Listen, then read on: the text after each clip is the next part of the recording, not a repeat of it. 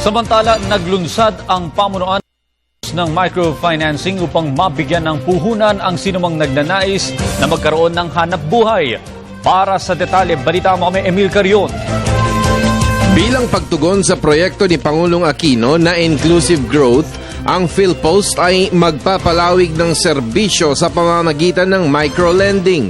Bagong hamon ito para sa pinuno ng PhilPost na si Ginoong Cesar Sarino. Sa ngayon, nakikita niya ang potensyal ng proyekto ng PhilPost dulot ng malawak na presensya ng mga postal offices sa buong bansa. We would like to do our share and contribute our share in the inclusive growth target of this government.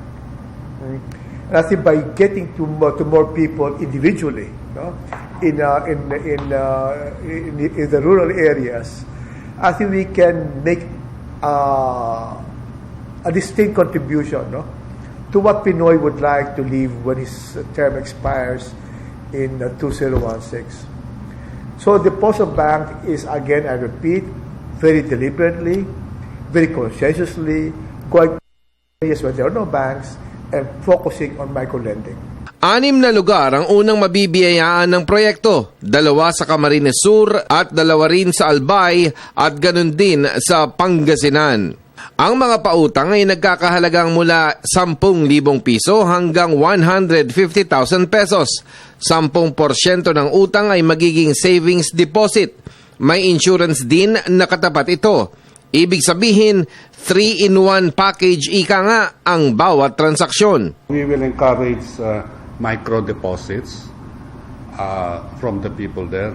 We will also, they have pinpointed already several clients for micro lending for micro enterprises. So the focus really is on helping these people who are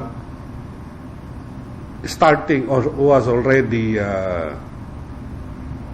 small micro enterprises. Target ng mabilis na pagpapalawig sa loob ng 1 taon. Lalong mabilis mapapalawig ito sa mga postal offices at services sa buong bansa. Ito rin ang makakaayuda dahil 30% ng mga munisipalidad sa bansa. We feel that the impact of microlending will only be felt if you are really in more areas in the country. Pagka maliit, hindi masyadong nakikita ang nagagawa mo. Kung marami na, palagay ko, mas nakikita at nararamdaman ng mga tao ang pagtulong sa kanila.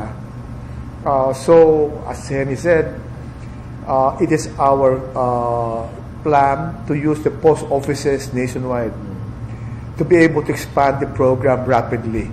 Kasama si Freddy Abando para sa Telebisyon ng Bayan, ako si Emil Carion.